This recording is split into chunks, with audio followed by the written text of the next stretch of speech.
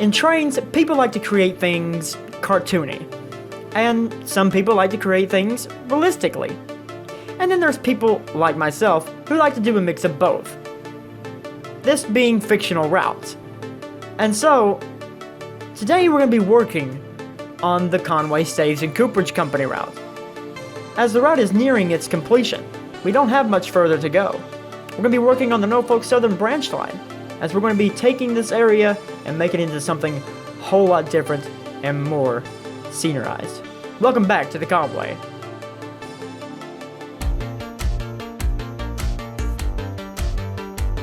This episode is also brought to you by our Patreons. Without them and their support, we wouldn't be able to do the things that we do. So if you want to become a Patreon today and possibly become a beta tester for all of our creations, then check out the link in the description below. Everything goes towards the channel, and we greatly appreciate it.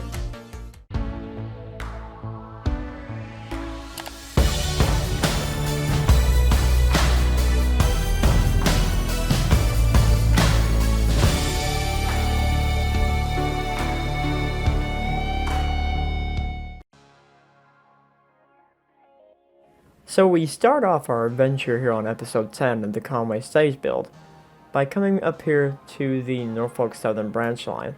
Now, we started building this on live streams, and I didn't like how this originally looked. And so that's what we're doing today. We're going to completely redo this area. I wanted the track to kind of feel more down home, and I wanted everything to kind of look down home, like you're in the middle of absolute nowhere, in these backwoods in between hills, and these tracks are just leading up to a coal mine. And so why not create something that was built by the coal mine? That being said, we created basically what I like to think of, it was at one time there was another coal mine in this exact area, and that coal mine built up homes and stuff for its workers, which thus in turn moved to its current location. And so the houses stayed, families stayed, but over generations in time, things have changed. Some houses that were kind of terrible kind of got torn down. They were in terrible condition, and other people moved in. All kinds of different things happened, and so that's basically what I wanted this to look like. I wanted this to have a history in itself, as just to per how its location is. And starting off, I wanted to try to find a road that would actually look well. And like a one-lane road would actually, do well with that area. And then I got sidetracked because I wanted this old abandoned spur over here. And I wanted to come over here and detail this up, because if I didn't do that at the current time, I would have completely lost those tie assets there and completely forgot that they existed. I'm one of those builders. I'm one of those people that if I find something and I know it will go somewhere good, I have to put it down there, or else I will completely forget about it. I don't know if anybody else is like that. That's just how I am anyway. And I wanted to kind of make the vegetation come to life a little bit more than what it was. I'm using like a whole palette of different JVC grasses, different JVC splines, and all kinds of things that just come together. And the outcome of it is really good. Like, if some of you have seen my screenshots, I really like how this area has turned out. And yeah, I'm just sitting here scrolling through and basically just doing a bunch of tree planting, but really, what we're doing here is bringing this place to life. Not just having a bunch of billboard trees. And that was my goal. Especially with some of the different things. Like, I wanted to put like an old signal mast there. That used to be another branch line. It used to run up to different coal mines at different places. And so I wanted it to look as if it had its own history itself. And of course we had to do some more edits to the coal mine itself, but that is mostly going to be done off screen. The trackage here, I didn't want it to look as newer per se. I wanted it to look worn, and I've actually done a few more different edits to this place off camera to make the track look a little bit more worn than what it already was. And so with that, I really do enjoy how everything is coming out. And so now we can finally begin, after I've gotten a little bit more done over there.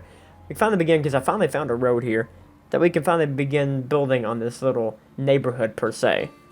To start it off, I wanted to like bring the road out a little bit. Say it went to one home at the beginning, and then a few different homes came in. So the road was extended down, created a different side street, and extended down a little bit, not really close to the tracks, because I wanted to put some homes near the tracks. I wanted some things to be like it is here in the Appalachians. Like, there are places like where I used to live before I moved, where the tracks were literally right outside my front door, and like, it's insane. Like, there's a song, it's called the L&N Doesn't Stop Here Anymore by Johnny Cash, and that basically can tell you, like, it's basically like a small story about these Appalachian Hills, and about where I come from, and about how tracks used to run up on the, like, right on your back door. They were right there, and that's basically what they wanted to go for here. And like, I wanted the person at the end of the street to be kind of off on his own, and everybody else kind of be a little bit closer together. Everybody has their own little yard, like everybody has their own little spaces, and I wanted it to feel like this neighborhood was built by family, built by the coal mine originally, and then now it's nothing but family. You got different shades of how family has been. Like, you got different people coming in, and you have more family building homes in some other spots. And so that's basically what I wanted to give for this area anyway. Just make it feel as if it's down home, and it's got that Appalachia feel. Especially with the music that I picked with this. This is probably the more perfect song to actually go with this, the building of this area, because it's redneck in itself. And like, the old abandoned house back there, I want to say that was the original home. That was one of the original homes that was built for this area, that has been since worn down. The family either died out or moved away, and it's just been abandoned, and no one wants it. No one wants this area, so it's just sitting over there being taken by Mother Nature once again. And I've also done there's a few spots on this that I've rearranged off camera. You won't see them in the cinematics on this video, but you'll see them in future videos and stuff like that as we finish up this area, which this area is pretty much almost finished in itself. So, which Conway doesn't really have much left to do, much left per se in building. All the major building is complete.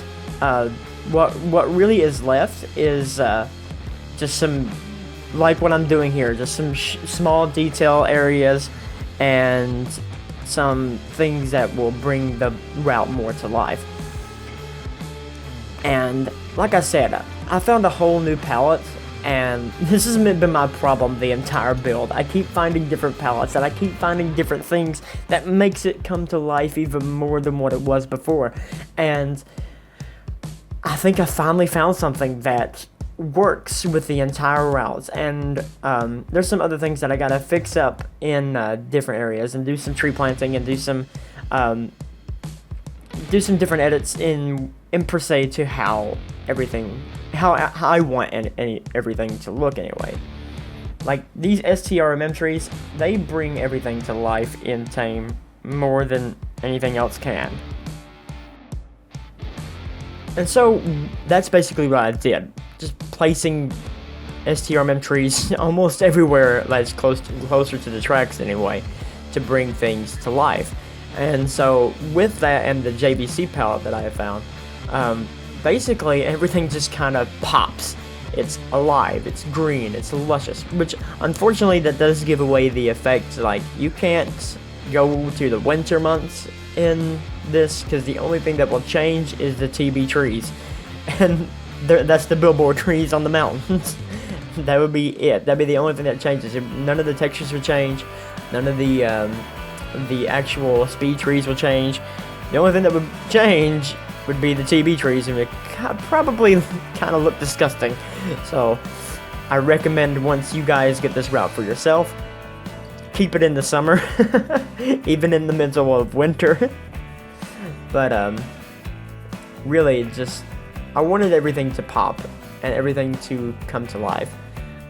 I do plan on like making seasonal things later on, like with the next project that I have, which I'm pretty sure everyone is going to be like, everyone is going to enjoy, because it's something that not only do I take kind of a pride for, it's something that almost every railfanner that has had anything to do with steam locomotives and stuff like that,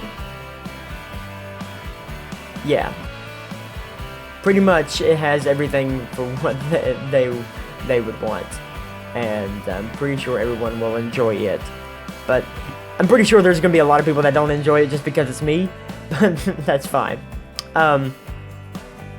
We're nearing the end of the build here, and we're nearing the cinematics, and so lastly, I wanted to make the guy at the very end of here. He's not rich per se, per money wise. He's rich in how he lives his lifestyle. He works, he comes home, he has a pond, probably has fish in there, he probably has different things like that bring it to life. He probably has weekend parties, I don't know, like maybe. You never know. It's the mountains of East Kentucky. There's all kinds of rednecks and everything around here. And so, as we finish up, I'm going to let it go into the cinematics. I'll see you guys at the end of the video. Thanks for watching.